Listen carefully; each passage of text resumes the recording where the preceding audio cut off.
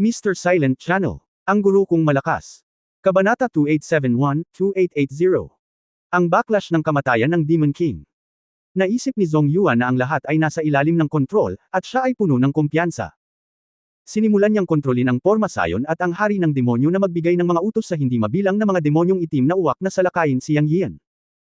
Ikinumpas ni Yang Yian ang kanyang mga kamay sa Porma Sion at inalis ang mga demonyong itim na uwak sa napakaraming bilang.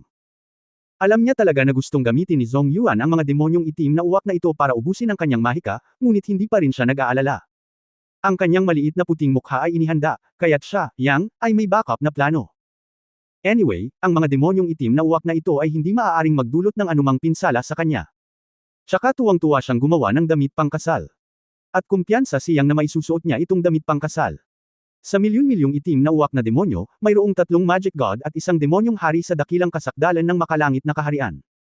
Ang mga Yuan Shen God Lord na isinakripisyo ng mga demonyong ito, hehe, ay dapat na pambihira. Patayin sila, patayin sila. Laging may oras para patayin silang lahat. Pagkaraan ng isang araw, ang siksikan ng mga demonyong itim na uwak ay naging mahirap. Hindi alam ni Yang Yian kung ilang itim na uwak ang namatay sa kanyang mga kamay, ngunit nakaramdam pa rin siya ng pagod. Ang mga inscription sa Porma Sion sa paligid ng espasyo ay naging mas maliwanag, at naramdaman niya na ang Porma Sion ay mas malakas. Hindi mabilang na dugo at kaluluwa ng itim na uwak ang hinigop ng pagbuo, at mahirap na hindi palakasin. Sa simula, ang hari ng demonyo at ang pagkakaroon ng 3 ulo na antas ng Diyos ay hindi gumagalaw. Lahat ng ordinaryong itim na uwak ay galit na inatake siya, na maaaring inilarawan bilang walang takot at mga gamo-gamo sa apoy. Sa sitwasyong ito, walang makatiis. Maging si Yang Yian, isang malakas na tao ng Heavenly Dao, ay pinatay hanggang sa manhid ang kanyang mga kamay at paa. Ngunit iyon lang. Alam niyang ang wakas ang pinakamahirap. Wala pang 100 itim na uwak ang natitira sa bukid, ngunit lahat sila ay higit sa antas ng God Emperor at God Lord. Sa likod nila ay ang hari ng demonyo at ang mga itim na uwak sa antas ng Diyos na may 3 ulo. Sa katunayan, ang panganib ng labanan ng grupo ay nasa huli, kapag ang maagang yugto ay isang digmaan ng Outrision at ang huling yugto ay naubos, ang malalakas ay umaatake at maaaring nakamamatay. Ngunit para kay Yang Yian, hindi ito mahirap para sa kanya. Sa huling pagsusuri, ang masasamang hayop na ito ay madaling harapin, ngunit ang mga tao ang mahirap. Maaari niyang hulaan na si Zhong Yuan, ang magandang batang lalaki, ay tiyak na aatake sa kanya pagkatapos ng pagkamatay ng hari ng demonyo. Sa oras na iyon, hindi may iwasang pumasok siya sa panahon ng pagkapagod. Kahit na siya ay nagsasaka ng mga alituntunin ng langit, hindi niya maiwasan ang pagkapagod at ang katotohanan na ang kanyang mana at kaluluwa ay natupok. Ngunit hindi siya natakot. Sa halip, sabik niyang inaabangan ang pagdating ng huling sandali. Wow! Ang demonyong hari na lumulutang sa langit ay umungal. Wow wow wow! Ang natitirang higit sa 80 itim na uwak na demonyo ng antas ng God Emperor at God Lord ay tumugon. Ngunit lahat sila ay sumugod sa kanya. Ngumisi si Yang Yiyo, malapit na ba ang huling laban? Halika! Ang buong katawan ni Yang Yiyo ay nagniningning ng banal na liwanag, at tumunog ang Chaos Bell. Dong dong dong! 6 na tunog ang sunod-sunod na umalangaw-ngaw. Ang 6 na gintong ilaw ng mga inscription ay naging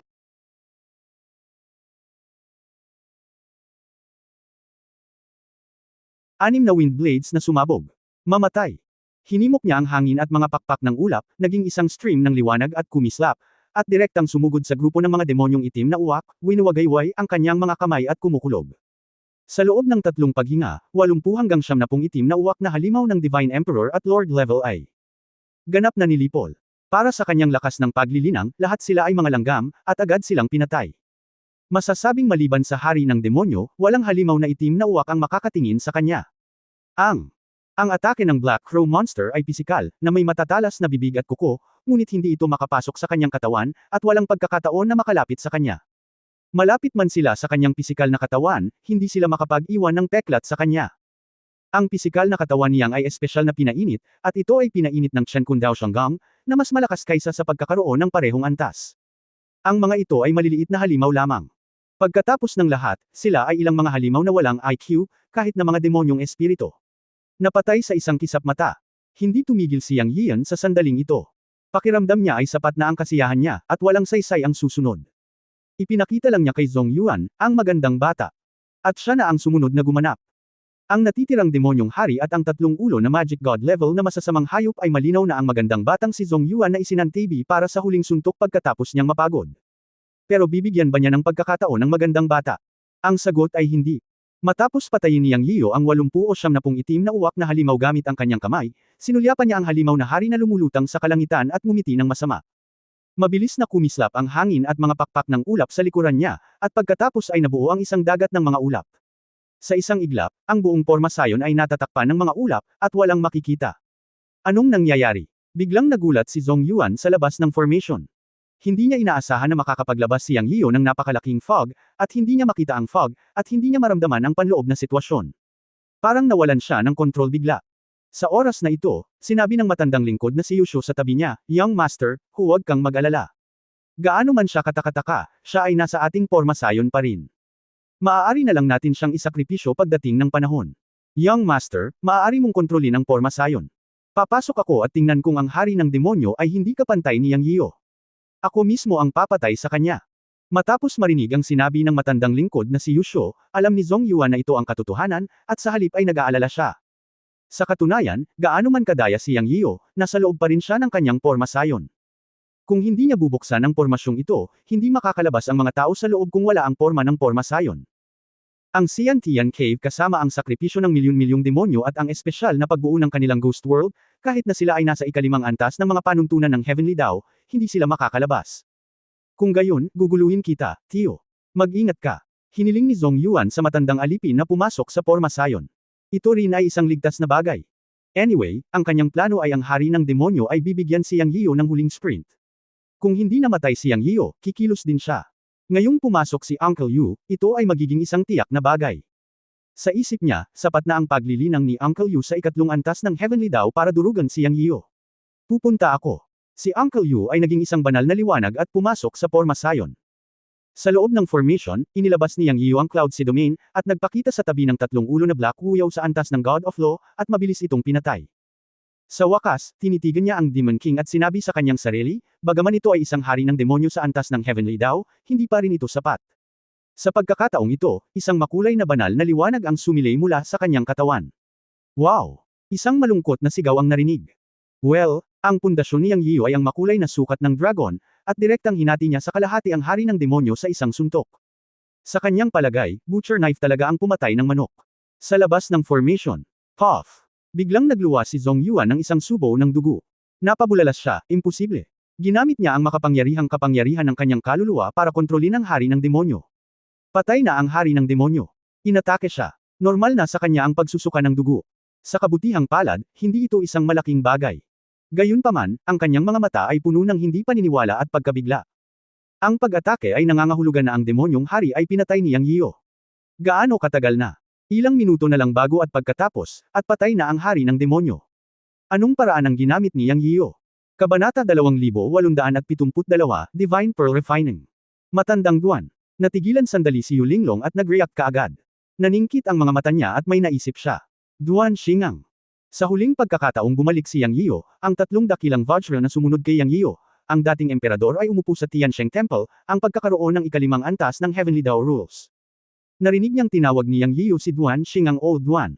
Sa oras na ito, mahinahong sinabi ni Yang Yiyo na si Zhong Yuan ay hindi nagkakahalaga ng pagbanggit sa labas ng formation, at malulutas niya ito sa isang pangungusap lamang. Ngayon parang totoo na. Kung dumating si Duan Xingang, magiging maayos ang lahat. Tapos sumigaw si Yang Yiyo. Isang tinig ang tumugon ng may matinding takot at kaba, "Guru, mangyaring maghintay sandali. Mangyaring bigyan ako ng 10 paghinga ng oras." Pagkaraang bumagsak ang boses, sumagot si Yang Yiyo kay Yu Linglong, "Ito talaga ang matandang Duan Xingang na kilala mo. Haha, isa lang siyang magandang bata na gustong magplano laban sa akin. Gusto ko lang makita ni Zoshi ang realidad ng mga nilalang sa God Realm. Huwag kang magtitiwala sa sinuman sa anumang oras. Tandaan ang sandaling ito ngayon." Ibinaba ni Lu Zoshi ang kanyang ulo at sinabing, "Nagkamali ako. Ayos lang, ayos lang. Hindi naman pwedeng magdulot ng gulo. Kahapon, nag-notify ako kay Old One para gumawa ng backup plan para maiwasan ang panloloko. Ngayon lumabas na hindi ko na-misjudge ang pretty boy. Nag-set up siya ng ganoong kalaking formation para sa amin. But it's also a good thing. He worked hard to plan it, and in the end, this Yuan Shenzhou is my millions gift of you." Inaliw ni Yang Yiyo si Lu Zushi. Boss! Sa oras na ito, isang dagandong ang tumunog. Si Duan Xingang ang lumitaw sa pormasayon. "Master, solve na. Ito ang gusto mo." Dumating si Duan Xingang at ipinakita ang isang jade slip. Inilabas ni Yang Yian ang jade slip, sinulyapan ito, nakita ang nilalaman, tumanggo ng may kasiyahan at nagsabi, "Salamat sa iyong pagsusumikap." Hindi pa banggitin na ang pamamaraan ng paglilinang ng mundo ng mga multo ay talagang iba sa isa na pangunahin nating nilinang. Ito ay partikular na para sa pag-aaral ng kaluluwa. Zhu Shi, mayroon kang malalim na pangunawa. Dapat mo bang mas marami kang masabi kaysa sa akin? Ibinigay ni Duan Xing kay Yang Yian ang Ghost World Cultivation Method mula sa isip ni Zhong Yuan. Ang anak ng Master ng Ghost World sa inner room ni Zhong Yuan ay ang Young Master ng Ghost World. Ang pamamaraan na kanyang ginagawa ay dapat na ang pinakanakahihigit na paraan ng paglilinang ng kaluluwa. Partikular niyang hiniling kay Duan Xing na hanapin ang kanyang kaluluwa. Para kay Duan Xing, isang dakilang hari ng ikalimang antas ng mga panuntunan ng Heavenly Dao, talagang walang kahirap-hirap na harapin si Zhong Yuan, na siyang unang antas ng Heavenly Dao. Natanggap niya ang tawag ni Yang Yian kahapon at lihim na naghintay sa utos ni Yang Yian. Ito ay para sa sandaling ito. Ngayon lang, inutusan ni Yang Yian na kumilos, at inaksyonan niya si Zhong Yuan sa labas ng formation. Sa totoo lang, matagal na siyang dumating. Nasa ilalim siya ng kontrol sa bawat kilos ni Zhong Yuan at nakapagsigawa na ng mga lihim na pamamaraan sa paligid ni Zhong Yuan. Kaya naman sinabihan si Yang Yian na bigyan siya ng 10 paghinga para matapos ito. Sa katunayan, mula sa pagsupil kay Zhong Yuan sa isang galaw, sa paghahanap sa kaluluwa ni Zhong Yuan, hanggang sa pagpasok sa Porma Sayon, hindi ito huminga ng 10 buntong hininga. Pagkatapos ang paghahanap ng kaluluwa ay natapos, ang pamamaraan ay naitala sa Jade Sleep, at pagkatapos ay binuksan ang pagbuo. Siyempre, ang paraan para makapasok sa pormasyong ito ay nasa isip din ni Zhong Yuan, at direktang binasa ito ni Duan Xing. Para naman kay Zhong Yuan, ang magandang batang lalaki, bagaman hindi sinabi ni Yang Yian kung ano ang gagawin, si Old Duan ay nagtatago sa dilim at nagmamasid. Mukhang hindi pala kaibigan ng master na si Yang Yian sa mga magagandang lalaki at sa iyo. Sa nakaraang pag-uusap ni Yang Yian at Zhong Yuan, narinig ni Old Duan na gusto talaga ni Zhong Yuan na hukayin muna ang sulok ng master, iniisip ang may bahay na nagngangalang Lu Zuoxi, kaya hindi siya nagdalawang isip. Matapos makumplito ang paghahanap ng kaluluwa, direktang ginawa ni Duan Xing ang nasumangga si Zhong Yuan. Sa puntong ito, inalis ang lahat ng panganib. Kunin mo. Ibinigay ni Yang Yian ang Jade Sleep kay Lu Zuoxi. Alam ni Lu Zuoxi ang karakter ni Yang Yian at hindi siya masyadong nagsalita, ngunit ang kanyang mga mata ay namumula. Itabi ang Jade Sleep. Pagkatapos ay sinabi ni Yang Yiu kay Duan Xing buksan ang Porma Sayon at lumabas. Oo. Ikanaway ni Duan Xing ang kanyang kamay at may lumabas na pinto, at lahat ay lumabas ng formation.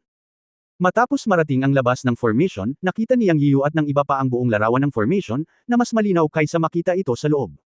Mayroong libu-libong mga inscription, na lahat ay naging madyugo sa sandaling ito. Ang Porma Sayon ay napuno ng ambon ng dugo.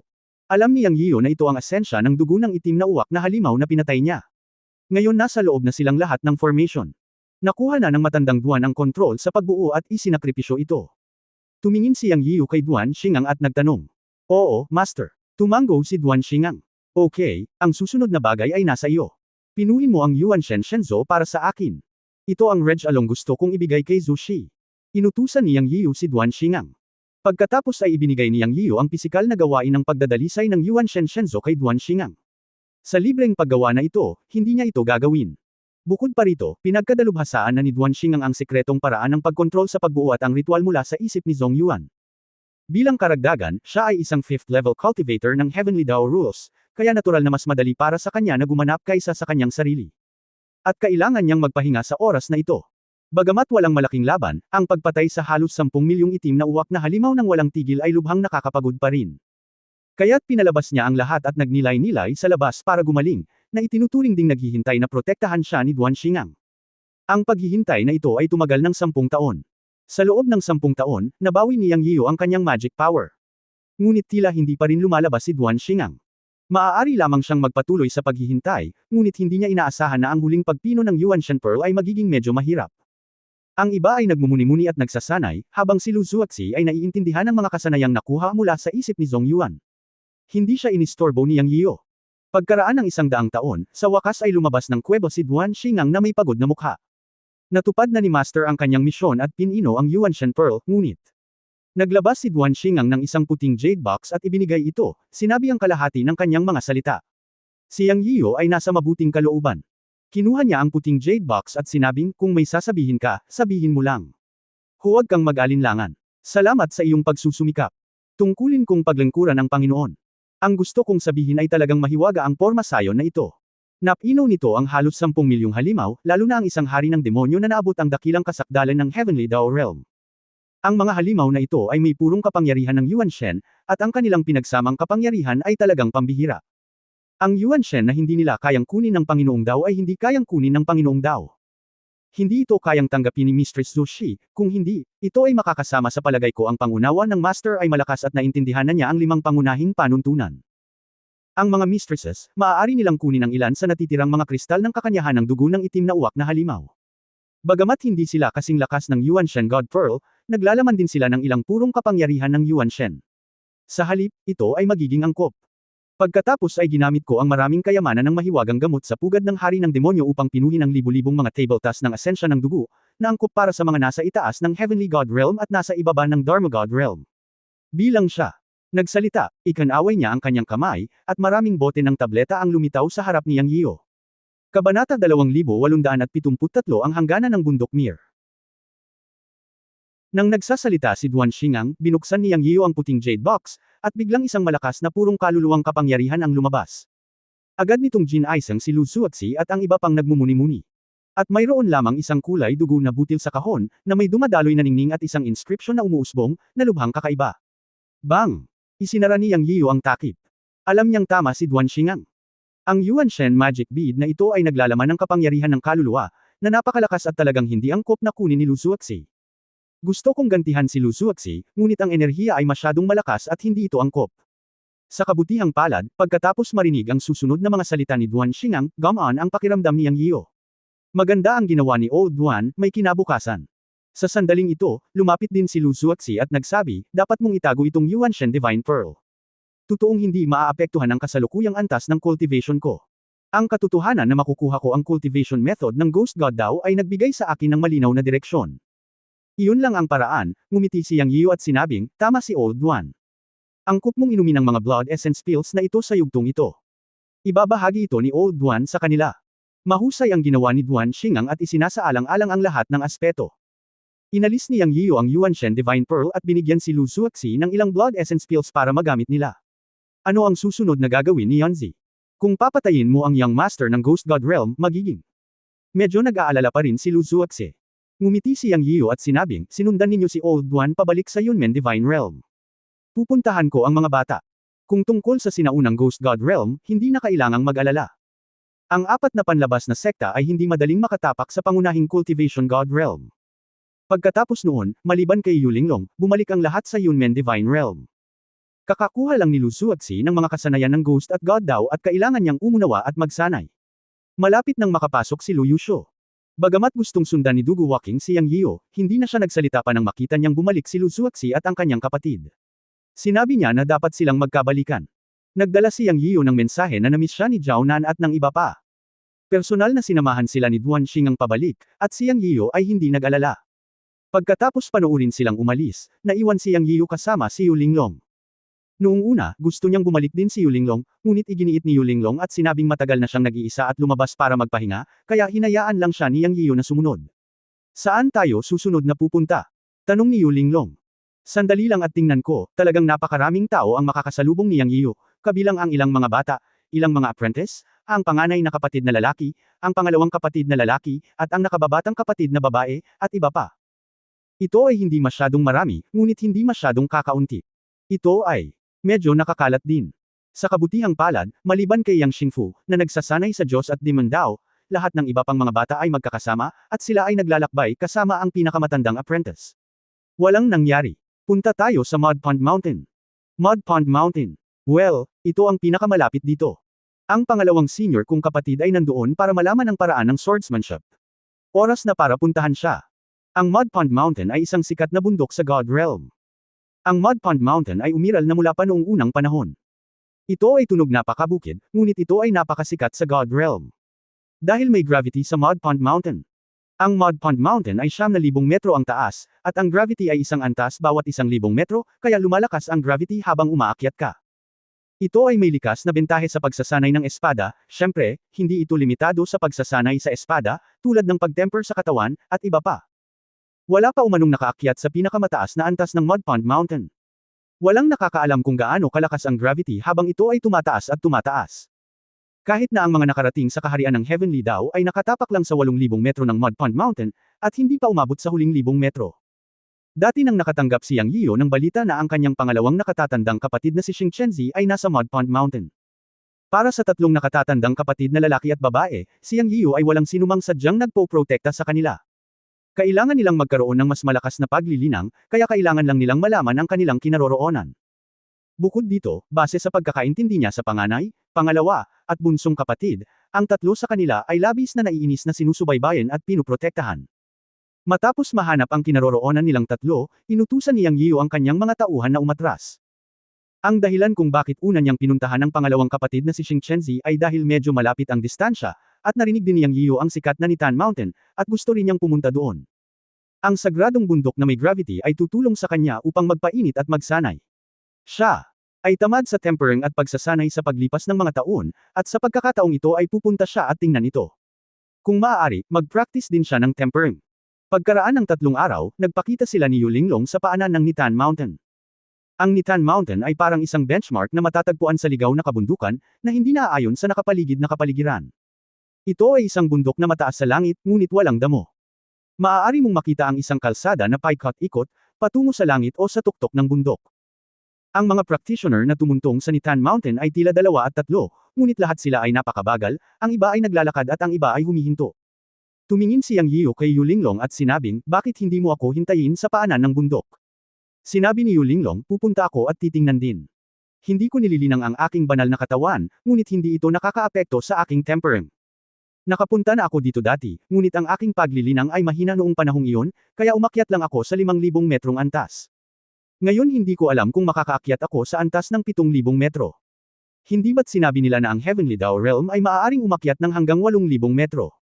Bahagyang nagulat si Yang Yiyan nang marinig niya si Yu Linglong na nagsabi ng 7,000 metro. Ayon sa kanyang kasalukuyang Heavenly Dao Realm Cultivation, 7,000 metro lang ang sinabi niya.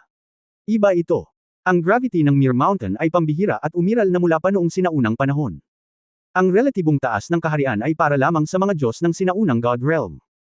Para sa mga Diyos ngayon, ito ay mabuti nang makaakyat ng hanggang 7,000 metro sa Heavenly Dao Realm. Sabi ni Yu Linglong. Inaasahan ko ito. Umakyat tayo at tingnan. Naunang umalis si Yang Yiyan pagkatapos niyang magsalita. Sumunod si Yu Linglong sa likuran. Oo nga naman, pagkatapos tumapak sa avenue sa loob ng saklaw ng Mir Mountain, biglang lumitaw ang isang gravity. Ito ay kamanghamanghang. Ang gravity na hindi makita o mahawakan, ngunit maaaring madama, ay lumitaw sa katawan, na nagmumula sa lahat ng direksyon. Parang tumalon sa tubig. Ito. Parang may malaking gravity sa katawan. Ngunit para kay Yang Yiyan, hindi ito isang pag-aalala. Ngunit alam din niya na ang Mir Mountain ay talagang pambihira. Papasok pa lang ito sa hanay ng Mir Mountain. Ang kaukulang gravity ay tataas sa bawat hakbang. Sumunod si Yu Linglong sa likod at sinabing, sa simula, hindi mo kailangan ng anumang magic power para lumaban. Kung kaya mong tiisin ang gravity ng pangunahing Mir Mountain gamit ang iyong pisikal na lakas at malagpasan mo ang limitasyon, may makukuha ka. Sa huli, kahit gumamit ka ng magic power para lumaban, mahirap itong tiisin. Katulad nito, kung kaya mong hawakan ang limitasyon, malalampasan mo ang iyong cultivation. Ang Mir Mountain na ito ay may limitasyong presyon ng pisikal na katawan at magic power. Ito ay napaka-magical. Matagal na ang nakalipas, nalampasan ko ang limitasyon sa 5,000 metro at naabot ko ang kaharian ng Diyos ng batas. Matagal na iyon, tumanggo si Yang Yiyo, ngunit tumangala siya. Inaasahan niya ang pagganap ng kanyang pangalawang kapatid na si Xing Chenzi dito. Ang hinihintay niyang balita ay ang kanyang pangalawang kapatid ay umakyat sa mahigit 3,000 metro at malapit nang umabot sa taas na 4,000 metro, ngunit malapit na rin niyang maabot ang limitasyon. Kabanata 2874, Pagprotekta sa pangalawang kapatid. Nalaman ni Yang Yiyan na ang pag-unlad ng pangalawang senior brother na si Xing Chenzi sa nakalipas na 10,000 taon ay napakabilis. Nakatuon siya sa espada at wala nang ibang distractions. Ang kanyang cultivation realm ay sumusulong ng mabilis, at naabot na niya ang kaharian ng God King. Siyempre, hindi gaanong naiiba ang panganay na nakatatandang kapatid na si Yun Changsheng at ang nakababatang nakatatandang kapatid na si Ji Zixian. Pareho silang henyo.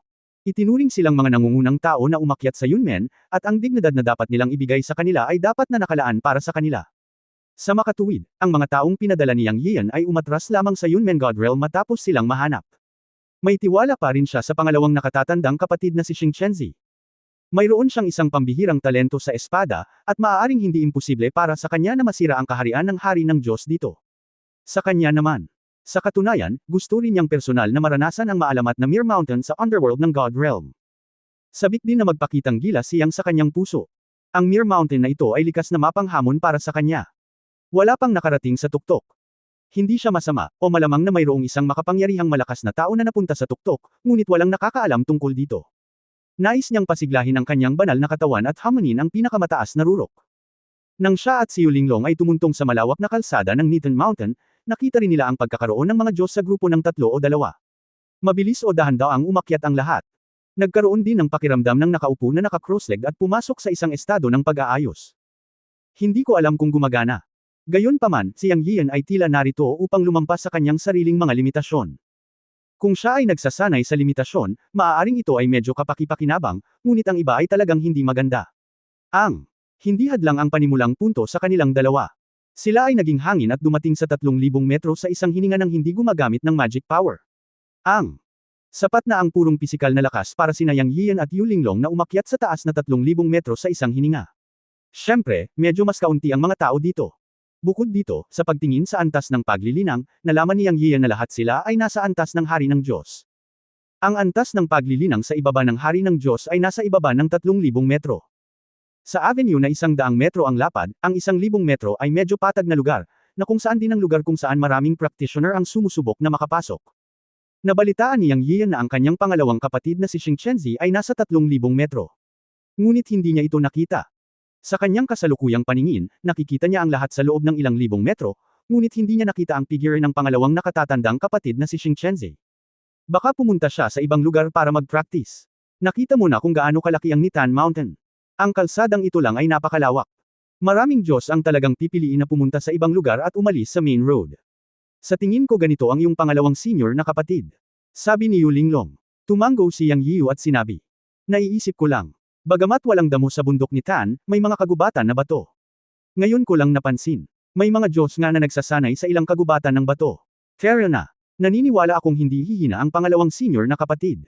Baka nakaabot na siya sa ika-4 na antas. Nagpatuloy sa pag-akyat ang dalawa. Nalaman ni Yang Yiu na pagkatapos umabot sa 3,000 metro, ang gravity ay umabot ng higit sa 30 beses kaysa sa simula. Sa yugtong ito ng Nitan Mountain, kung ang antas ng pagtatanim ng Tiansheng Realm ay umakyat ng 3,000 metro, ito ay direktang madudurog ng grabidad. Nakakatakot talaga. Siyempre, hindi mahalaga sa kanya. Matapos umakyat sa tuktok ng bundok ng 4,000 metro, sa wakas ay nakita ni Yang Yian ang isang pamilyar na figure, ang kanyang pangalawang nakatatandang kapatid na si Xing Chenzi. Inakala niya na ang kanyang pangalawang nakatatandang kapatid na lalaki ay aabot sa ika-4 na yugto ng bundok ni Tan, ngunit hindi niya inaasahan na magiging ganoon kaga. 100 taon pa lamang mula nang mabalitaan niyang nasa bundok ni Tan ang kanyang pangalawang nakatatandang kapatid. Naabot niya ang ika-4 na yugto ng bundok sa loob ng 100 taon, na nangangahulugan lamang na nasira niya ang kaharian ng Hari ng Diyos at nakapasok sa kaharian ng Diyos Emperador. Hindi man lang nagulat si Yang Yian, dahil alam na alam niya kung gaano kahanga-hanga ang talento ng kanyang pangalawang nakatatandang kapatid sa swordsmanship. Siya ay ganap na naglalakad sa kanyang sariling paraan. Siya, hindi umasa sa iba. Ang Xing Chen swordsmanship ay nilikha ng kanyang sarili. Ngayon na siya ay nasa God Realm, marahil ito ay higit na nagpapakintab at nagsasakdal. Sa oras na ito, nakita niya ang kanyang pangalawang nakatatandang kapatid na may hawak na isang sinaunang espada, na napapalibutan ng enerhiya ng espada, na lumalaban sa gravity ng Nitan Mountain, at patuloy na sumulong ng hakbang-hakbang. Tila aabot na siya sa ika-5 yugto. Siya ba ang iyong pangalawang nakatatandang kapatid na si Xing Chenzi? Tanong ni Yulinglong, sinundan ng tingin ni Yang Yiu. Sa kanya, maraming tao ang umakyat mula sa Cloud Gate na hindi niya kilala. Una, nagkaroon ng pagkakaiba sa kanilang cultivation power, at pangalawa, pinili ni Yulinglong na umatras pagkatapos bumalik mula sa Eternal God Realm. Oo, siya ang aking pangalawang senior na kapatid. Hindi inabala ni Yang Yiu ang pangalawang nakatatandang kapatid, dahil nakita niya kung gaano kahirap para kay Xing Chenzi na gawin ang bawat hakbang, at lahat ito ay nakabatay sa kanyang lakas ng loob na gawin ang bawat hakbang, kaya hindi nararapat na abalahin siya. Ang sword energy ay naging solid, at ang kanyang swordsmanship ay talagang napakalakas. Kung magpapatuloy siya at maabot ang ika-5 yugto, natatakot ako na ang kanyang pagiging espada lamang ay papasok sa isang bagong antas. Sabi ni Yulinglong. Hindi madali, sinabi ito ni Yang Yiu, ngunit nagniningning ang kanyang mga mata. Alam niya ang star swordsmanship ng pangalawang senior brother, at sa kanyang cultivation at vision, naramdaman na niya na may bakas ng power gathering mula sa siyam na langit, at ang kaunti nito ay pumasok sa katawan ng pangalawang senior brother na parang liwanag ng bituin. Alam ni Yang Yiu na ginagawang perpekto ng kanyang pangalawang senior na kapatid ang kanyang star sword daw. Hanggat na kumpleto niya ang pagbabagong ito, hindi lamang ang kanyang antas ng paglilinang ay lubos na mapapabuti, ngunit ang kanyang espada na si Dao ay papasok din sa isang ganap na bagong kaharian, na talagang bihira. Siyempre, ang punto ay nakita ni Yang Yiyo na si Xingqianzi ay nagpapatuloy. Bawat hakbang niya ay nagdaragdag ng kaunting gravity sa kanyang katawan, na lumalagpas sa kanyang sariling mga limitasyon. Ang kanyang mental will, physical strength, mana, at transformed sword energy ay lahat ng matinding pressure. Kung kaya mong lumampas sa limitasyon, siguradong may mapapala ka. Linglong, umakyat ka muna at hintayin mo ako. Titingnan ko dito, sabi ni Yang Yiyo. Natigilan si Yu Linglong, ngunit napagtanto niya ito at sinabing, sige, hihintayin kita sa ikapitong palapag. Pumunta siya rito kanina para subukan kung kaya niyang lumampas sa limitasyon at makakuha ng isang bagay. Si Yang Yian ay nanatili sa oras na ito, malinaw na para kay Xingqianzi, na naiintindihan ni Yu Linglong. Nakita rin niya na nasa napakabuting kalagayan na si Xingqianzi. Kung siya ay magtagumpay, siya ay magiging isang dragon. Kung kaya niyang lumampas sa limitasyon, magkakaroon siya ng magandang kinabukasan. Sa ganitong estado, pinakatakot siya na maabala. Nanatili si Yang Yian upang maging tagapag-alaga ng kanyang pangalawang kapatid. Alam din ni Yu Linglong na walang mga patakaran sa Nitan Mountain, at maraming tao ang pumatay ng mga tao at nagnakaw ng mga kayamanan dito. Si Xingqianzi, na halatang pumasok sa isang tiyak na estado ng paglilinang, ay lubhang mapanganib, at maaaring atakihin siya ng isang tao. Nang umalis si Linglong, itinago ni Yang Yian ang kanyang hininga sa sukdulan, nilapitan si Xingqianzi sa loob ng 100 metro, at nakinig sa 4 na direksyon. Kapag nagkaroon ng anumang kilusan, gagawa siya kaagad ng aksyon. Hindi alintana kung makakalusot man o hindi ang second senior brother, poprotektahan niya siya. Isa na rin itong paraan para makabawi siya sa kanyang paghingi ng tawad noong nakaraan bilang isang junior brother. Matapos ang huling pagkakataon, siya mismo ay hindi alam ang aura sa kanyang katawan, na lumikha ng agwat sa pagitan ng magkapatid. Ngayon, gusto niyang punan ang puwang na ito. Kabanata 2875 Divine Sword. Bagamat walang gaanong tao dito, kung sakali, sumunod pa rin si Yang Yiyo sa likod ni Xingqianzi upang protektahan siya ng palihim, at medyo ligtas siya. Siyempre, kahit na ang gravity dito ay hindi nakaugnay sa larangan ng paglilinang, maaari talaga nitong ipakita ang iyong lakas mula sa gilid. Matapos maabot ang ika-4 na antas, ang paglilinang ay hindi bababa sa antas ng Hari ng Diyos. Bagamat parang mas kaunti, makikita pa rin ito sa mahaba at mataong kalsada. Dapat tiyakin ni Yang Yiyo na walang mang-istorbo sa pangalawang kapatid sa loob ng 100 metro. Mabagal siyang naglakad sa likod ni Xingqianzi, ngunit sa sandaling ito ay naramdaman din niya ang napakalaking gravity na dumidiin sa kanyang katawan. Siyempre, hindi pa rin siya gumamit ng mana, ngunit pinaandar ang Chen Kun Quenching Body Dew at nagsimulang magalit. Sa ilalim ng natural na gravity na ito ay isang mahusay na lugar para sa pisikal na paglilinang. Sa likas na kondisyon, natural na hindi ito pababayaan ni Yang Yiyo. Isinasaalang-alang niya ito, at ang focus ay sa sitwasyon ni Xingqianzi. Kung ano man ang inaalala mo, mangyayari iyon. Dahan-daang umuusad si Xingqianzi ng hakbang-hakbang. Natural na may mga Diyos sa harap niya. Nang madaanan niya ang isang matandang lalaki, biglang inatake ng matanda si Xingqianzi. Natural na hindi siya bibigyan ni Yang Yiyo ng pagkakataon na abalahin si Xingqianzi. Ikinumpas niya ang kanyang kamay at diretsyong isinakripisyo ang makukulay na kaliskis ng dragon.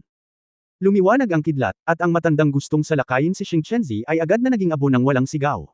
Siya ay isang Diyos na hari lamang, at ito ay isang bagay na ikinakaway ni Yang Yiyo ang kanyang kamay. Upang maiwasang maapektuhan si Xingqianzi, ginamit niya ang Annihilation Killing Move sa sandaling gumawa siya ng hakbang, wala nang iniwang puwang, at walang awa. Sa kanyang palagay, ang pag-atake ng matanda sa pangalawang nakatatandang kapatid ay sa kanyang sarili ay masama, at walang hadlang sa pagpatay sa kanya ng walang dahilan at epekto. Bukod dito, ang pangalawang nakatatandang kapatid na lalaki ay nasa isang estado ng paglilinang sa oras na ito. Masasabing naguguluhan siya at maaaring hindi niya alam kung ano ang nangyayari sa outside world. Kahit na alam niya, maaari siyang lumaban, ngunit ang estado ng pangunawa na ito sa kalaunan ay maaantala ng iba. Hindi gustong makita ni Yang Yiyo ang eksenang ito. Ito ang dapat niyang gawin sa sandaling ito upang malutas ng tahimik ang gulo para sa pangalawang nakatatandang kapatid. Nakita ng ilang Diyos sa avenue ang eksenang ito, ngunit hindi sila gumawa ng tunog. Naunawaan na ng ilang matatalinong tao na ang taong nagpractice ng Taoismo gamit ang isang sinaunang espada ay may mahusay na Panginoon na nagpoprotekta sa kanya, kaya hindi nila kayang saktan siya. Mas mabuti pang lumayo sa kanya. Hindi mo ba nakitang pinatay niya ng madali ang hari ng Diyos? Kaya naman lumitaw ang kakaibang eksena sa Nitan Mountain Avenue. Habang pasulong si Xingqianzi, saan man siya dumaan, iniiwasan siya ng ilang Diyos mula sa malayo, at lumampas sa 100 metro. Sinubukan ng ilang taong hindi naniniwala sa kasamaan na lumapit, ngunit walang kinabukasan. Hanggat sila ay pumasok sa 100 metro mula sa Xingqianzi, sila ay magiging abo. Walang nang ahas na subukan muli ang batas. Lumipas ang oras ng hindi namamalayan, at lumipas ang 10 taon sa isang kisap mata. Sa wakas ay aakyat na si Xingqianzi sa 5,000 metrong altitude. Ang altitude na ito ay isang gravity watershed para sa Nitan Mountain, at malalampasan niya ang limitasyon sa pamamagitan ng pagtapak dito. Pagkatapos, sa pag-escort sa kanya hanggang sa 10 taon, malinaw na naramdaman ni Yang Yiyu na ang lakas ng espada sa paligid ng kanyang pangalawang kapatid ay umabot na sa limitasyon, tulad ng isang bundok at tubig, napakalawak. Kung makakalagpas siya sa limitasyon, tiyak na papasok siya sa isang bagong mundo ng swordsmanship, at inaabangan ito ni Yang Yian. Sa nakalipas na 10 taon, siya ay naging isang tagapag-alaga at pumatay ng 13 katao, at walang makakalapit kay Xing Chenzi sa loob ng 100 metro. Ikalawang kapatid, kailangan mong gawin ang huling hakbang. Huminto si Yang Yian at pinagmasdan ang pangalawang kapatid na humakbang patungo sa threshold ng taas na 5,000 metro sa isang estado ng pagkalito. Ito ay hindi isang hakbang upang umakyat sa isang bundok, ngunit isang hakbang upang umakyat sa langit, at isang hakbang din upang magsanay. Itinaas ni Xing Chenzi ang kaliwang paa at bumaba. Gayunpaman, hindi siya humakbang ng matatag, at ang kanyang mga paa ay nasuspine sa hangin. Walang kamalay-malay na naikuyong ni Yang Yian ang kanyang mga kamao, nag-aalala kay Xing Chenzi. Siya ay nagsasanay ng Taoismo sa ngayon, at ang kanyang pag-unawa sa tao ay natural na mas malalim. Alam niya sa kanyang puso na kung hindi magagawa ng pangalawang kapatid ang hakbang na ito, kung gayon, ang kanyang landas ng paglilinang ay malamang natitigil dito. Sa kabaligtaran, kung gagawin niya ang hakbang na ito, tiyak na isisilang siya bilang isang napakalakas na master ng Divine Sword Dao. Boss! Nararamdaman ni Yang Yian na umuungal ang hangin sa paligid ni Xing Chenzi, at halatang gagawa siya ng huling pakikibaka. Naniniwala ako sa iyo, second senior brother. Sabi ni Yang Yiu sa sarili. Hindi na siya naglakas loob na tumingin ulit at pumikit. Boom! Boss! Tapos na ba? Narinig ni Yang Yiu ang dagandong, at pagkatapos ay naramdaman niya na ang buong mundo ay nayanig, at ang makapal na enerhiya ng espada ay nawala ng walang bakas. Ito, nabigo. Sabi niya sa sarili, naaawa sa second senior brother. Maliliit na junior brother. Sa oras na ito, nagsalita si Xing Chenzi, na 100 metro ang layo. Narinig ni Yang Yiu ang boses, at muling nagliwanag ang kanyang mga mata. Nakita niya na ang ika-20 kapatid na lalaki ang gumawa ng hakbang na iyon. Nang tingnan niya ang kanyang sarili ay malinaw ang kanyang mga mata. Swish! Lumapit siya ng isang hakbang at humarap sa second senior brother. Second senior brother, hindi ka ba makalampas sa hadlang na iyon? Tanong ni Yang Yiu. Salamat sa iyong proteksyon, junior brother, maswerte akong nalampasan ito. Sagot ni Xing Chenzi. Medyo kakaiba pa rin ang usapan nilang dalawa, hindi na kasing kilalang kilala ng dati. Brother, sinisisi mo pa rin ba ako? Ang huling beses na lumabas ako sa Eternal God Realm ay dahil sa problema ng paglilinang sa kaharian ng hininga. Hindi ko kailanman nahiwalay ang lahat. Nagmamadaling paliwanag ni Yang Yiu. Sa wakas ay ngumiti si Xing Chenzi at tinapik ang balikat ni Yang Yiu at sinabing, mabahong bata, ano ang pinagsasabi mo? Sinabi sa amin ni Master noong nakaraan, at alam nating lahat. Mabigat lang ang responsibilidad mo ngayon. Bilang isang nakatatandang kapatid, natural na hindi kita kayang hilahin pababa. Sayang lang at hindi kita matutulungan. Medyo nalulungkot ako. Sapat na sayo ang pangungusap na ito, kuya. Hindi mo dapat ako sisihin. Ngumiti din si Yang Yiu. Pakiramdam niya ay bumalik na ang pangalawang nakatatandang kapatid sa nakaraan. Marahil ito ay dahil sa kanyang hitsura, o marahil siya ay matagumpay sa paglilinang sa sandaling ito at natanto ang isang bagay. Mabahong bata, masyado kang nag-aalala. Lumayo kami dahil pakiramdam namin ay hindi ka namin matutulungan. Mali talaga kami sa bagay na ito. Sinabi ni Master noong nakaraan, pero ngayon, hehe, kapag lumaban ka sa 33 Heavens Palace sa hinaharap, gusto rin kitang tulungan. Nagsalita si Xing Chenzi nang may kumpiyansa. So, nakamit ng pangalawang senior brother ang tagumpay sa Way of Sword. Nakita na ito ni Yang Yiu, ngunit hindi siya sigurado kung gaano kalakas ang Way of Sword ni second senior brother, o ano ang pinagkaiba nito. Anyway, sa sandaling ito, tinitingnan niya ang lahat ng introvert, ngunit ang kanyang mga mata ay kasing liwanag ng mga bituin. Sinabi ng pangalawang senior brother, ang daan ng Star Sword ay sa wakas ay sumulong na. Mula ngayon, maaaring mas angkop na tawagin itong daan ng bituin na Divine Sword. Siyempre, kailangan pa itong maasa. Mula ngayon, mananatili ako sa Mud Pond Mountain upang magsanay ng daan ng espada. Tiyak na mararating ko ang tuktok, na magiging araw kung kailan ako umalis sa bundok at ang daan ng Divine Sword ay magiging perpekto. Second senior brother, gusto mo pa bang manatili sa Mud Pond Mountain? Nagulat si Yang Yiu na nakagawa na siya ng tagumpay, kaya bakit gusto niyang manatili ngunit pagkatapos itanong ito, naunawaan niya na may sariling plano ang second senior brother. Kabanata 2876 na pagkuha ng espiritual na perlas. Little junior brother, walang hadlang sa pagitan mo. Huwag kang mag-alala tungkol sa anumang bagay. Kahit na ikaw ay isang Diyos, o kung ano ka sa hinaharap, ikaw ay palaging magiging junior na kapatid ni Xing Chenzi. Senior brother. Alam niya kung bakit ka dumating sa pagkakataong ito.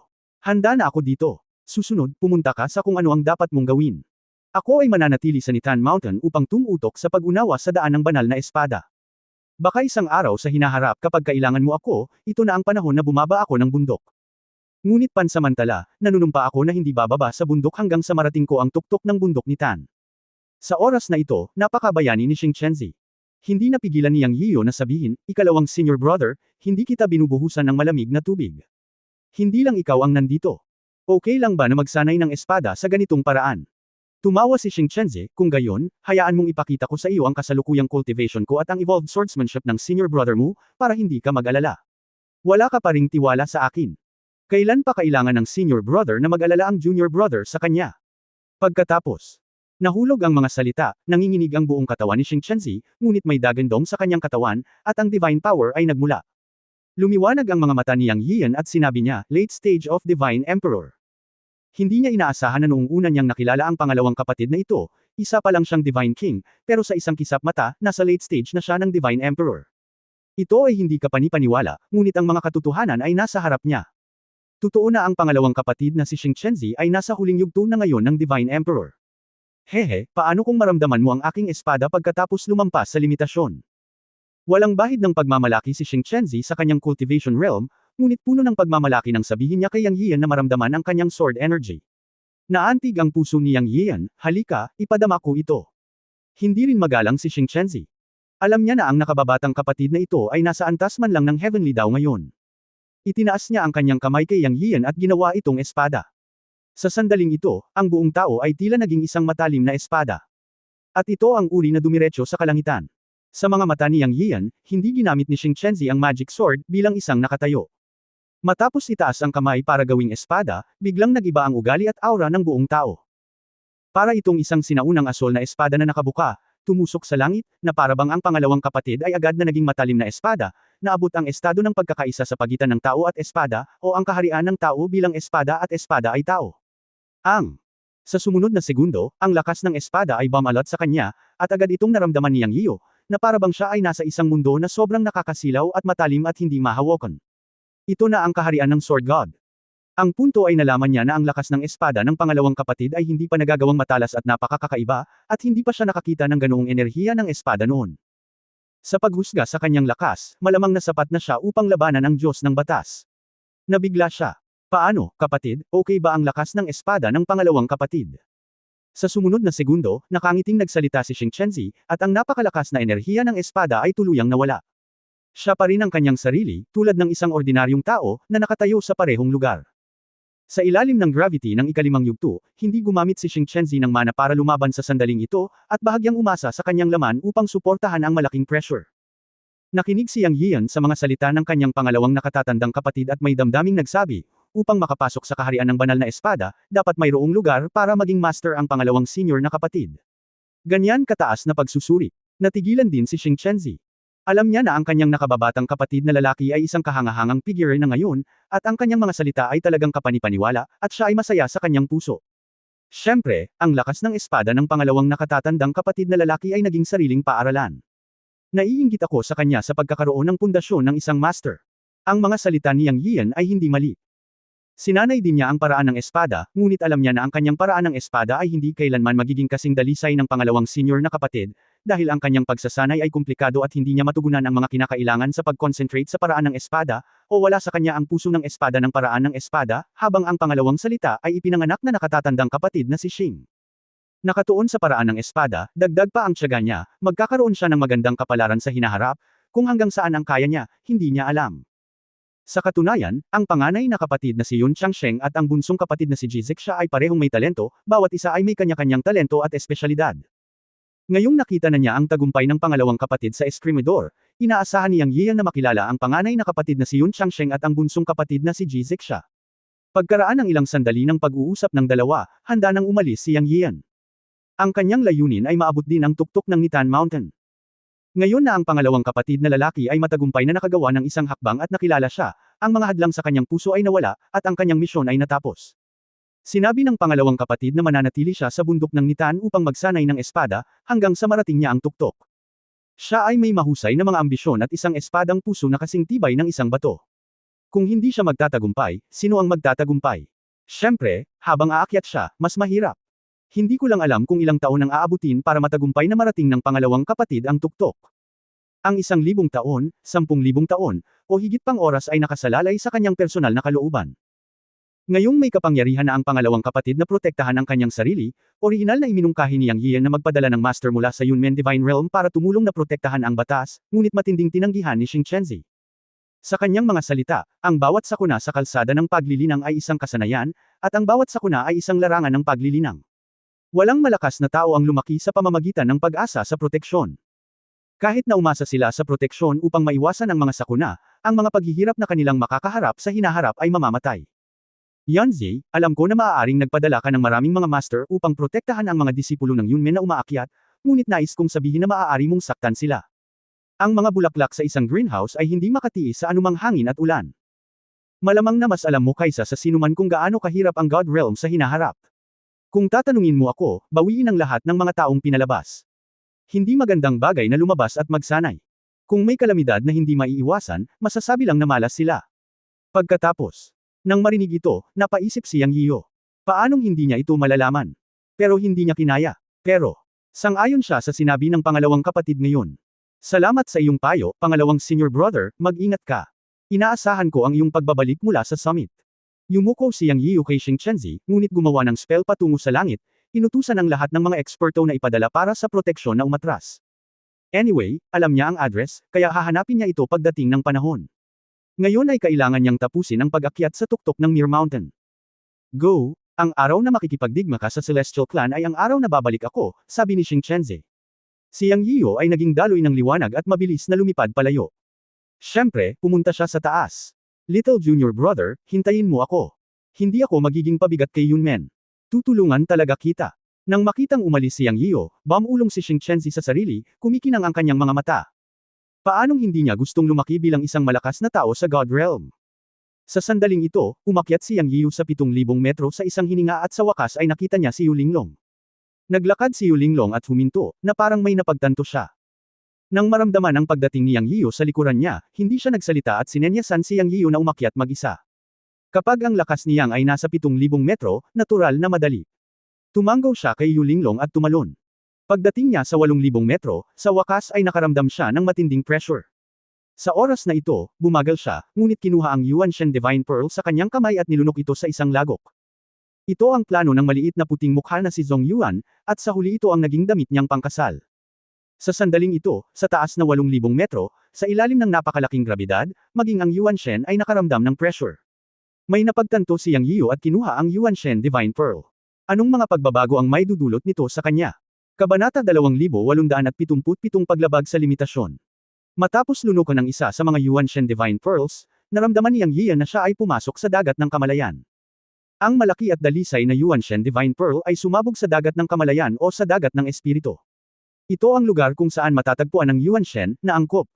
Nang hindi masyadong binibigyang pansin, ang buong katawan ni Yang Yiyan ay tumatakbo, at iniisip niya ang tungkol sa 8,000 metrong taas na Mir Mountain na hakbang-hakbang. Ang layunin niya ay hamanin ang summit. Sa oras na ito, hindi siya nakakaramdam ng labis na presyon sa 7,000 metro. Sa pagtingin sa hitsura ni Yu Linglong, mayroon din siyang ilang mga insight. Dahil ipinahiwatig niya na hindi niya kailangang pakialaman siya, wala siyang pakialam sa mga detalye. Sa ganoong lugar, lahat ay may kanya-kanyang kapalaran, at hindi mo sila matutulungan. Minsan ang pagtulong sa kanila ay maaaring hindi magandang bagay. Matapos lunukan ni Yang Yiyan ang Yuanshen Divine Pearl, nagpatuloy siya sa pagsulong. Sa sandaling ito, ang kanyang dagat ng mga espiritu ay napuno din ng kapangyarihan ng Yuanshen Divine Pearl. Talagang minaliit niya ang malaking enerhiya nitong Yuanshen Divine Pearl. Dapat mong malaman na ito ay pinino ng 8 o 9 na milyong itim na uwak na halimaw, kung saan mayroong isang demonyong hari ng makalangit na antas. Ang itim na uwak na halimaw ay orihinal na isang halimaw na may purong espiritual na kapangyarihan. Gumastos ng malaking pera ang magandang batang si Zhong Yuan para magplano, ngunit sa huli, nabunot niyang ang peach. Siya nawalan ng pera at buhay. Siyempre, kasalanan ni Zhong Yuan na wala siyang choice kundi ang sundan ang babae ni Yang. Ang kanyang pagkamatay ay hindi makatarungan sa lahat. Gayunpaman, dahil sa pangyayaring ito, walang alinlangang nasaktan ni Yang Yiyan ang master ng Ghost World, ngunit hindi niya ito pinagsisihan. Palagi niyang ginagawa ang mga bagay na iyon para sa kanyang minamahal. Tsaka si Zhong Yuan ang unang nag-provoke sa babae niya kaya natural lang napatayin si Zhong Yuan. Kung ang master ng Ghost World ay maghihiganti sa hinaharap, marami siyang sasabihin. Siyempre, hindi siya natatakot. Ngayon siya ay hindi isang malambot na persimmon. Bagamat ayon sa mga salita ng malaking boss ng God of Color, ang master ng Ghost World ay malamang na nasa antas ng pinagsamang paraan, o kahit na mas sinaunang, hindi sila basta-basta makapasok sa pangunahing cultivation world. Kung darating talaga sila, halika. Kung dumating ang kalaban, pipigilan natin siya. Kung dumating ang tubig, tatakpan natin ito ng lupa. Gagawin niya ulit ang parehong bagay. Sa pagkakataong ito, naramdaman niya ang mga benepisyo ng Yuan Shen Divine Pearl. Biglang iminulat ng kanyang Yuan Shen ang kanyang mga mata at matako na hinigup ang kapangyarihan nitong mga dalisay na Yuan Shen Divine Pearls. Naniniwala si Yang Yian na pagkatapos ng ganap na pagsipsip ng mga ito, ang kanyang Yuan Shen ay hindi may iwasang makapasok sa isang qualitative na pagbabago. Ito ay dahil din sa likas na grabidad dito.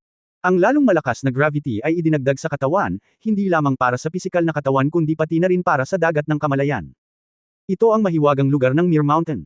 Kung hindi, bakit may pupunta sa Mere Mountain upang hamonin ang limitasyon? Ang pambihirang tagumpay dito ay natural na kinabibilangan ng mga limitasyon ng pisikal na katawan at ng Yuan Shen. Bigla siyang sumulpot dito at tama talaga. Kung dadalhin niya ang Yuan Shen Divine Pearl sa ibang mga lugar, maaaring mahirap talagang ayusin ito. Dito, dahil sa gravity ng Mere Mountain, tinarget din ito ang Yuan Shen Divine Sea, ngunit pinigilan ang napakalaking kapangyarihan ng Yuan Shen Divine Pearl, na nagpapahintulot sa kanyang Yuan Shen na magkaroon ng oras upang lunukan at pinuhin ang mga purong Yuan Shen Divine Pearl na enerhiya. Hanggat may sapat na oras, ang paglunok at pagpino ay hindi isang problema. Hindi nagtagal ay umakyat si Yang Yian sa taas na 8,000 metro. Narito ang mahalagang punto na maaabot ng malalakas na tao sa God Realm, na naaangkop sa Heavenly Dao Realm. Sa katunayan, pagkarating dito, naramdaman ni Yang Yian na damnable ang gravity. Para akong nakulong sa kumunoy. Kahit na ginamit niya ang kanyang magic power, napakabigat nito. Pagtingin ko dito, walang tao. Naramdaman ang mabigat at tuloy-tuloy na gravity, talagang naantig si Yang Yian. Kahit na siya ay isang cultivator sa Heavenly Dao Realm, hindi niya ito matitiis kung wala ang dalawahang kakayahan ng laman at kaluluwa. Ang kanyang magic power at quenching ay tumatakbo lahat, at may kaluskos na tunog sa bawat hakbang. Alam na alam niyang simula pa lang ito. Kung gusto niyang maabot ang tuktok, kailangan pa niyang umakyat ng 1,000 metro. Om! Gumalaw ang puso ni Yang Yian, at pinakilos niya ang kapangyarihan ng God Core Dao Sid. Walang paraan, maging siya ay nakaramdam ng bigat sa oras na ito. Buti na lang, pagkatapos niyang buhayin ang kapangyarihan ng Dao Sid, biglang gumaan ang buong katawan niya. Siya, naging mas mabilis. Nang siya ay 300 metro ang layo mula sa summit, ganap na na-activate ni Yang Yian ang kapangyarihan ng 10 malalaking buto ng Dao. Sa sandaling ito, ang panloob at panlabas na lakas ng kanyang katawan ay umabot na sa pinakamataas. Kinagat niya ang kanyang mga ngipin at binigulan ang kanyang lakad. Sa katunayan, ang bawat hakbang ay kasing bigat ng 1 toneladang libra. Ngunit alam din niya sa kanyang puso na kailangan niyang lumampas sa limitasyon sa sandaling ito. Kinailangan niyang makayanan ang 300 metrong distansya. Siya, pinindot pasulong hakbang-hakbang. Ang kanyang mana ay sa wakas ay naubos. Pero hindi pa rin siya tumigil. Kahit na naubos ang kanyang mana, mayroon pa rin siyang kapangyarihan ng 10 dakilang binhi ng Dao upang suportahan siya. Hanggat nakakagalaw siya, hindi siya titigil. Noong nasa huling 10 metro na siya, nakita na niya ang tuktok ng Mere Mountain. Ngunit ang kapangyarihan ng 10 malalaking puno ng Dao ay malapit ng malanta. Naubos na niya ang lahat ng mga karanasang ito, at masasabing naabot na niya ang kanyang limitasyon. Ang gravity. Dito ay lampas sa kanyang imahinasyon. Ang banal na gamot sa kanyang katawan ay nabasag na pulgada sa ilalim ng grabidad. Sa orihinal, mayroon siyang Demon King armor sa kanyang katawan, ngunit nangangailangan ito ng mana upang mapanatili ito. Sa oras na ito, matagal nang naubos ang kanyang mana. Paano siya magkakaroon ng dagdag na mana para ipatawag ang armor? Nakalakad lang siya ng hubot-hubad, sa bagay, walang tao dito. Ang huling 10 metro, bawat hakbang ay marka ng dugo. Hindi siya tumigil sa pagsasanay ng Chenkun body tempering technique. Ang kanyang malakas na paghahangad ay sumuporta sa kanya upang makalakad. Nasa katawan niya ang malakas na gravity, at nagsasanay pa rin siya ng body tempering technique. Tuwing sinasanay niya ito, lumalabas ang dugo sa kanyang mga pores. Mukha siyang kawawa. 1 hakbang. 7, 8, 9 na hakbang. May ngiti sa mukha ni Yang Yian, ngunit medyo masama ang tingin niya sa oras na ito. Ang kanyang mana at ang kapangyarihan ng 10 malalaking puno ng Dao ay naubos at nalanta, na itinuturing na lumampas sa limitasyon. Gumawa siya ng 9 sa huling 10 hakbang, umaasa sa kanyang pisikal na katawan at lakas upang suportahan siya. May huling hakbang pa, itinaas ni Yang Yian ang kanyang paa, ngunit hindi siya makababa. May kalusko sa loob ng kanyang katawan. Sa ilalim ng gravity, ang kanyang katawan ay piniga sa limitasyon. Bumangon ka na. Paanong hindi siya bumagsak sa huling hakbang at umakyat sa taas na 9,000 metro? Sa mahabang dagandong na ito, nakipaglaban si Yang Yian ng may lakas ng loob. Sa suporta ng paghahangad, gumawa siya ng isang hakbang at sa wakas ay naabot ang tuktok ng Mere Mountain, na hindi na itala sa God Realm. Lahat ay lumampas sa limitasyon. Nang lumabas siya, nahihilo si Yang Yian at naisip na babagsak siya, ngunit sa susunod na segundo ay nalaman niyang ganap na nawala ang gravity. Sa sandaling ito, ang enerhiya ng Yuanshen Divine Pearl sa kanyang dagat ng mga Diyos ay ganap na hinihigop ng Yuanshen Divine Pearl, at ang gintong liwanag ay sumikat. Pagkatapos, mula sa lahat ng direksyon ng mundo, damaloy ang baha ng banal na enerhiya. Sa sandaling ito, nagtipon ito sa Mere Mountain, o mas tiyak, dumiretso ito sa kanyang katawan. Haha, kaya ito na ang limitasyon. Sulit na ipagsapalaran ang buhay ng isang tao. Ang hangganan ng tuktok ng Mere Mountain. Sulit ang Reg Along ito. Sulit para sa akin na umakyat sa tuktok na may mga ngiping gritted. Bulong ni Yang Yian sa kanyang sarili, at ibinuko niya ang kanyang mga braso upang salubungin ang banal na enerhiya na nagmumula sa lahat ng direksyon ng mundo, na dumadaloy sa kanyang katawan. Sa sandaling ito, ang kanyang panloob at panlabas na mga kasanayan ay nagsimulang gumana muli, tulad ng isang ahas na lumulunok ng isang balyena. Kabanata 2878, Tatlong Dakilang Pagbabago, ang Tatlong Makalangit na Dao. Anong tik? Para kay Yang Yian, ngayon ang rurok. Dahil nalaman niya na pagkatapos maubos ang lahat ng aspeto, nalampasan niya ang limitasyon, at nang makabawi siya, ito ay ganap din at komprehensibo, sa isang salita, cool. Pumasok sa kanyang katawan ang umaaligid na divine power, at mabilis na nakabawi ang mana. Ginabayan niya ito upang muling hubugin ang mga sirang meridian at buto, na lubhang napinsala sa ilalim ng matinding presyon noon. Pero, ngayon hindi na problema. Sa paglipas ng mana, muling isinilang ang mga meridian at buto ng laman. Nalaman niyang nagbago ang kanyang mga buto, at naging translucent na kulay, tulad ng salamin na kristal. Ang pagtuklas na ito ay natakot kay Yang Yian noong una, ngunit unti-unti siyang natauhan. Ito ay hindi isang masamang bagay. Ito ay sa ilalim ng napakalaking treasure na siya ay nagpumilit sa paulit-ulit na pagpapainit ng kanyang katawan, na ngayon ay nagdudulot ng mga benepisyo ng magandang kapalaran. Ang mga buto ay naging kulay kristal, na isang senyales. Siyempre, ito ay isang napakagandang signal. Una sa lahat, nararamdaman niya na pagkatapos ng qualitative change nitong crystal bone, may isang uri ng kapangyarihan sa loob na hindi niya maipaliwanag ng malinaw. Ito ay lubhang kakaiba, ngunit tiyak na napakalakas.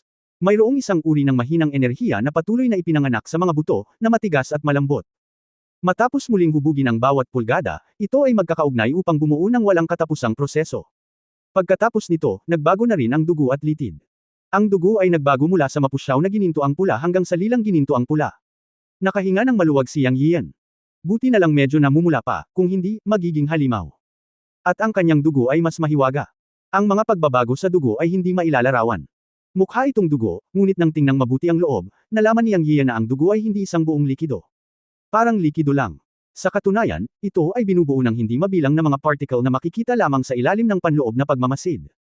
Ilan sila? Ito. Maaari lamang ilarawan bilang hindi mabilang. Ang bawat piraso o bawat butil ng dugo ay naglalaman ng malakas na hininga ng kapangyarihan at sigla. Ito ang pagbabago ng kanyang dugo. Ito ay talagang kaakit-akit, ngunit si Yang Yian ay medyo hindi mapalagay.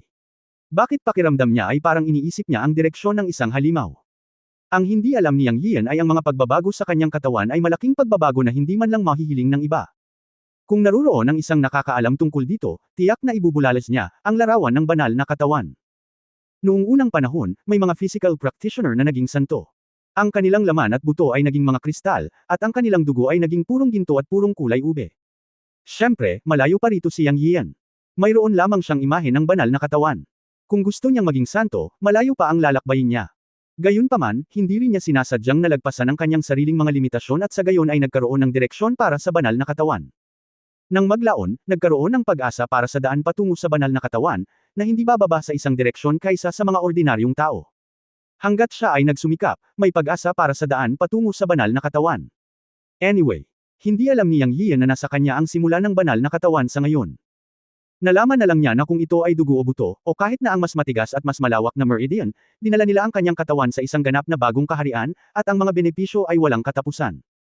May pakiramdam pa nga siya ngayon na tila kaya niyang tunay na makamit ang punto ng muling pagsilang pagkatapos ng putol na braso o muling pagsilang sa pamamagitan ng pagtulo ng dugo. Siyempre, ito ay isang pakiramdam lamang. Gayunpaman, hindi ito dapat maging mahirap na muling buuin pagkatapos ng putol na braso. Tungkol naman sa regeneration sa pamamagitan ng pagtulo ng dugo, hindi ko alam. Kailangan kong subukan ito. Ito ang pagbabago ng kanyang kasalukuyang pisikal na katawan. Susunod, may mga pagbabago sa kanyang mana, ngunit walang malaking pagbabago sa kanyang mana, mas dalisay kaysa dati. Ang 10 malalaking puno ng Dao sa Divine Core na buto ng Dao sa kanyang katawan ay lumaki ng husto, at umabot sa taas na 30 metro, at may anino ng isang malaking puno. Ito ang higit na ikinagulat niya. Sa katunayan, ang core ng kanyang paglilinang ay ang 10 malalaking puno ng Dao sa banal na core. Ang mga puno ng Dao ay nagpapahiwatig ng paglaki ng kanyang paglilinang at mana. Sa sandaling ito, matapos tingnan ang puno ng Dao na lumalaki hanggang 30 metro, sinuri ni Yang Yiyu ang kanyang kaharian at talagang nakalusot mula sa unang antas ng Heavenly Dao Rules hanggang sa ikatlong antas ng Heavenly Dao Rules. Siyempre, ang paglaki ng puno ng Dao ay ang pagpapabuti ng kaharian, na natukoy na niya noong nilikha niya o pinahusay ang pamamaraang ito. Ngayon ay tila tama na ang kanyang direksyon. Ngunit sa ngayon, ang Chankun Dao Seed Technique ay naperpekto na niya sa antas ng Heavenly Dao, at iniisip niya na ipapasa niya ang perpektong teknik sa ilang mga disipulo at mga bata sa kanyang pagbabalik. Mukhang walang problema sa practice bilang mainstream practice. Ang pangunahing punto ay ang pagsasanay na ito ay angkop para sa paghahagis ng anumang mahiwagang kapangyarihan, at walang spell na hindi maaaring ibigay. Ang ilang mga mahiwagang kapangyarihan ay may mga kinakailangan para sa pagsasanay ng pagsasanay, dahil ang pagsasanay ay palaging may mga katangian. Sa relatibong pagsasalita, ang ilang mga mahiwagang kapangyarihan na may mga katangian ay hindi maaaring ihagis. Ang kanyang Chankun Dao Shanggang ay isang kakaibang kasanayan. Ang core ay ang 10 katangian ng mga puno ng Dao. Sa teorya, sinasakop nito ang lahat ng kapangyarihan ng katangian sa mundo, kaya walang mahika na hindi may hagis. Kapag naiisip ito, nakaramdam pa rin si Yang Yiyu ng kaunting pagmamalaki. Kahit papaano ay gumawa siya ng pinahusay na pagsasanay sa Chankun, at mas malawak ang daan ng avenue. Maaari nitong payagan ng maraming disipulo na magsanay. Ito ay isang kondisyon na wala sa ibang kasanayan. Ang pagpapabuti ng paglaki ng lupain ng 10 puno ng Dao sa katawan ay ang pangalawang kagalakan. Ang pinakamahalagang bagay ay ang ikatlong kagalakan. Ang pagbabago ng kaluluwa. Sa pagkakataong ito ay nilunok niya ang malaking damit pangkasal na nakuha niya kay Zhong Yuan, ang magandang bata, ang Soul Bead. Sa ilalim ng presyon ng napakalaking Mere Mountain na naramdamang hindi mabata kahit para sa hindi banal na kapangyarihan, sa wakas ay nilamon at napino ng kanyang kaluluwa ang perlas ng kaluluwa. Matapos maabot ang tuktok, sa sandaling ang banal na kapangyarihan ng langit at lupa ay pumasok sa kanyang katawan, naramdaman niyang natapos na ng kanyang kaluluwa ang paglamon at nagbago na. Ito ay magpapahintulot sa kanyang kamalayan na makapasok sa dagat ng mga Diyos upang suriin. Gayunpaman, natagpuan niya na ang kanyang kaluluwa ay nakaupo pa rin ng naka-cross-leg sa dagat ng mga Diyos, ngunit ang laki ng kanyang katawan ay hindi gaanong naiiba sa kanyang tunay na tao, at nakita ni Yang Yiyu ang 5 kulay sa kanyang kaluluwa. Siya, tinignan ito ng mabuti at parang pamilyar. Tumingin ulit siya at hindi niya ito kilala. Sa oras na ito, binuksan ng kanyang kaluluwa ang kanyang mga mata, at 2 gintong ilaw ang kumikislap, na nagpapaliwanag sa buong dagat ng mga Diyos, at umalis si Yang Yiyu mula sa dagat ng mga Diyos. Siya bigla. Binuksan niya ang kanyang mga mata sa labas. Sa oras na ito, natagpuan niya na siya ay nasa tuktok pa rin ng bundok na hukay ng putik. Ang pagsipsip ng banal na kapangyarihan ng langit at lupa ay natapos na, at ang paglilinang ay natapos na. Ngunit sa sandaling ito, medyo nagulat siya. Sa pag-iisip pabalik sa sandaling ang kanyang kamalayan ay pinilit na palabasan sa dagat ng mga Diyos ng kanyang kaluluwa, nakaramdam siya ng kaunting hinanakit. Gusto bang maghimagsik ng kaluluwang ito? Sa sandaling naisip niya ito, isang piraso ng impormasyon ang biglang lumitaw sa kanyang isip. 5 pangunahing tuntunin. Hoy! Nagulat at naguluhan si Yang Yiyu. Saan nanggaling ang impormasyon? Sa sumunod na sandali ay tuluyan na siyang nag-react. Ito ay naging feedback mula sa kaluluwa. Ang 5 kulay sa kaluluwang nakita pa lamang ay ang 5 pangunahing tuntunin ng langit, na siyang mga tuntunin ng buhay at kamatayan, liwanag at kadiliman, at oras at espasyo. Ang kaluluwa ay may 5 pangunahing tuntunin ng langit at lupa, ngunit ano sa lupa ang 5 pangunahing tuntunin? Nalilito pa rin si Yang Yiyan at hihingi ng payo sa Diyosa ng kulay. But speaking of it, palagi niyang naramdaman na malaki ang bentahe niya, which should be a good thing. Gayunpaman, malinaw niyang naramdaman na ang kaluluwa ay mas malakas kaysa sa isang antas. Kabanata 2879 na bagong panahon bumisita dito si Yang Yiyan.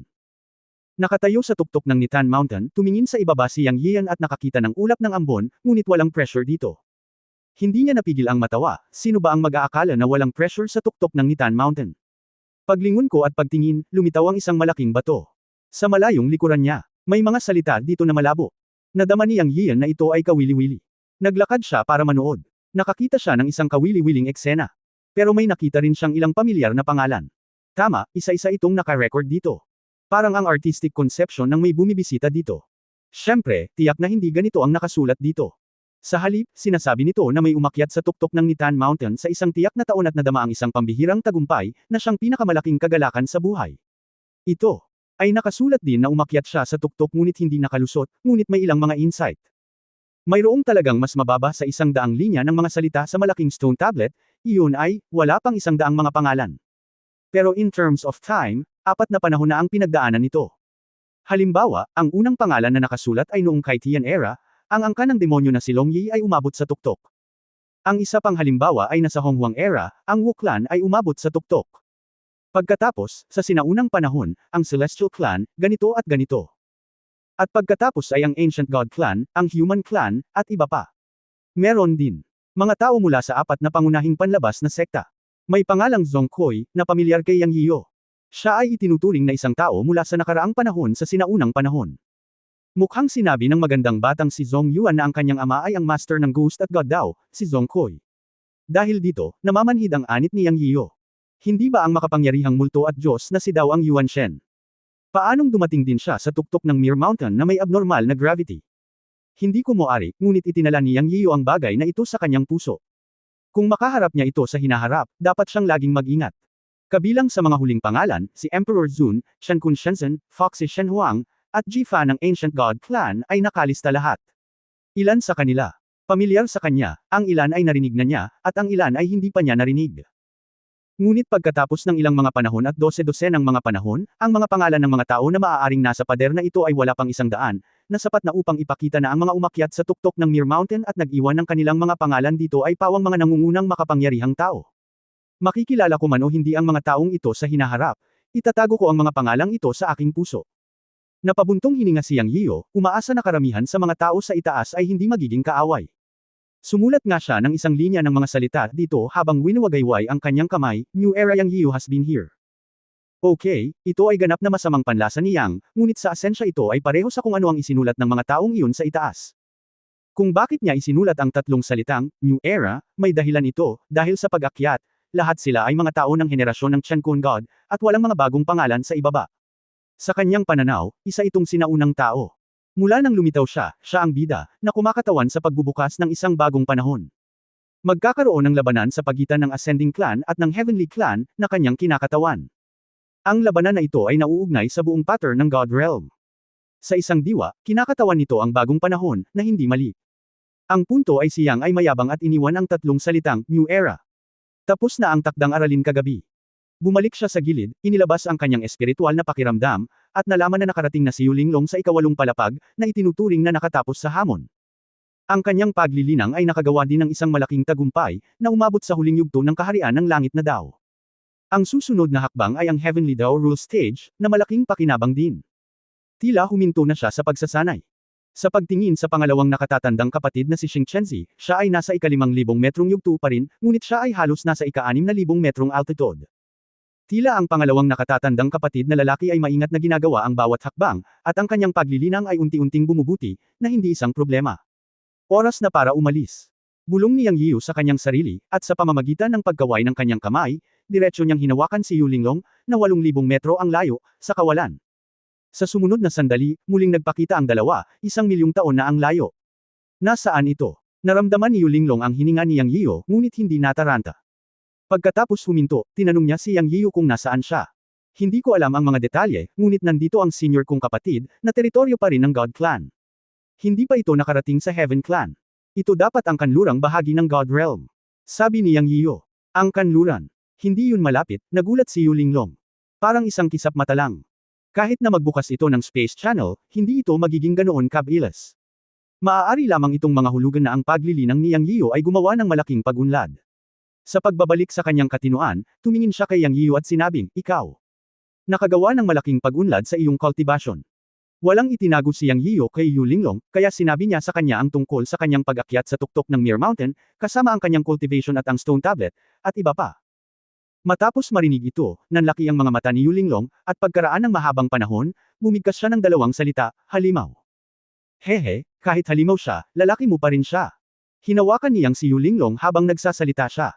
Silang dalawa ay pumunta sa Eternal God Realm mula sa simula, at nakaranas ng maraming buhay at kamatayan na magkasama, hanggang ngayon, sa wakas ay walang hadlang sa pagitan nila.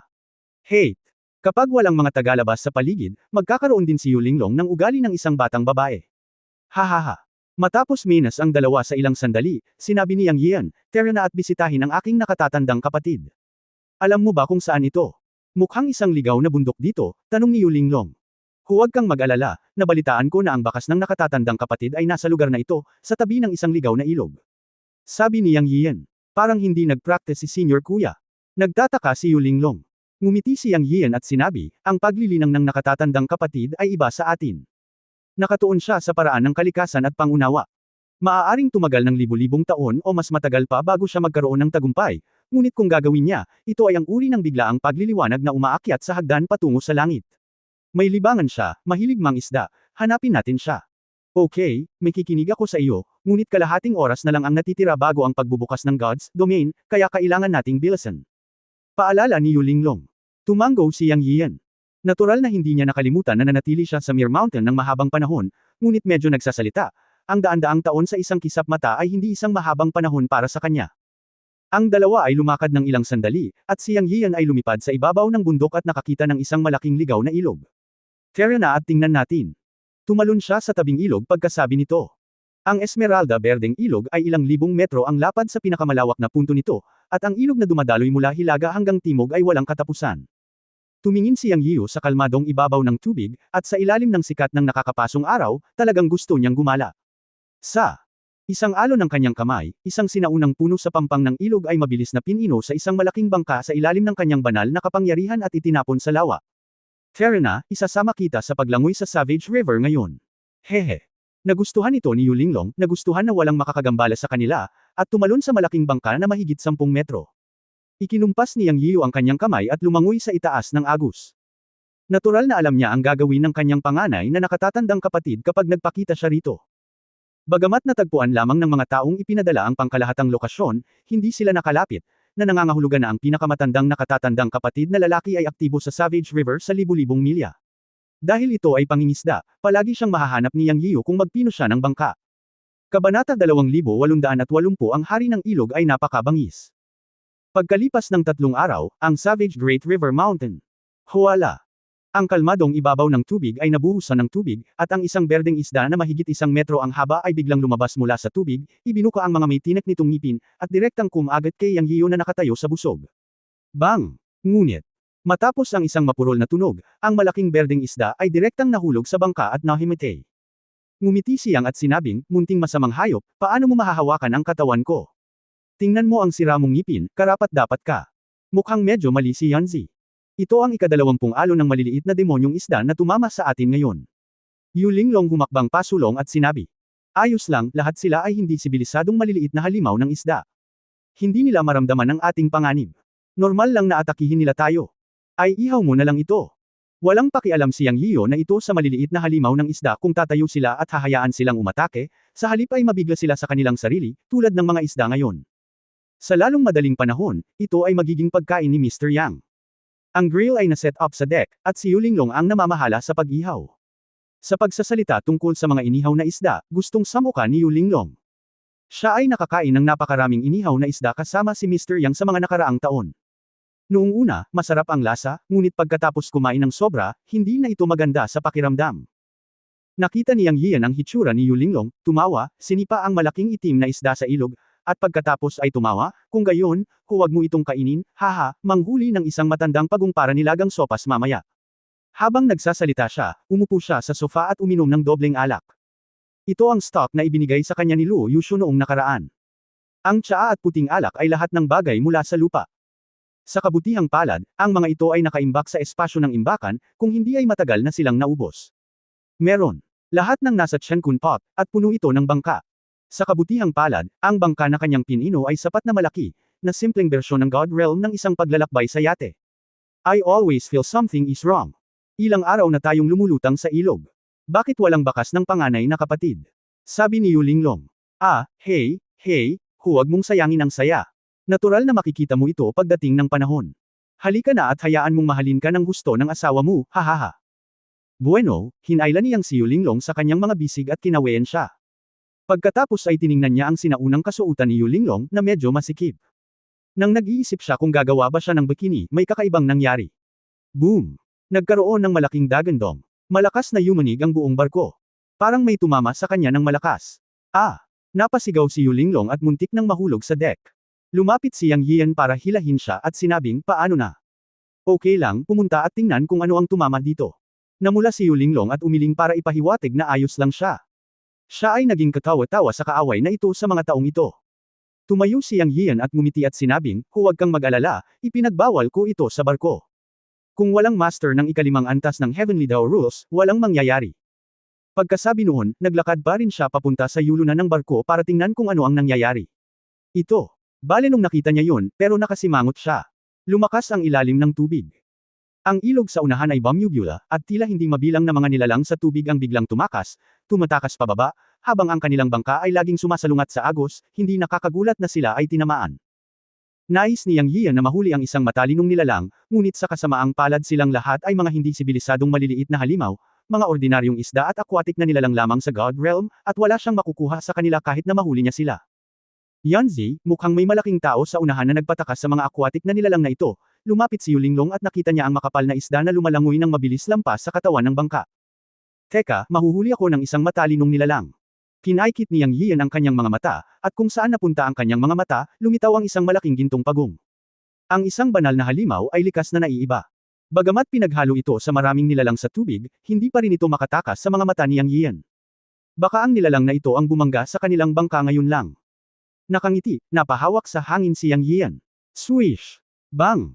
Wow! Sunod-sunod na tunog ang umalangaw.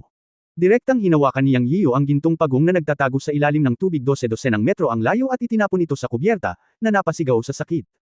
Ito ay isang maliit na pagong na may pagtatanim ng isang Diyos. Diyos ko, iligtas mo ako, iligtas mo ako. Ibinuko ng gintong pagong ang bibig at nagsalita ng mga salita ng tao, at ang boses ay boses ng isang bata, nakawili-wili, ngunit ang paalala ay medyo malaki, 8 o 9 na metro ang haba. Tuwang-tuwa si Yang Yiyo at sinabing, maging tao bago magsalita.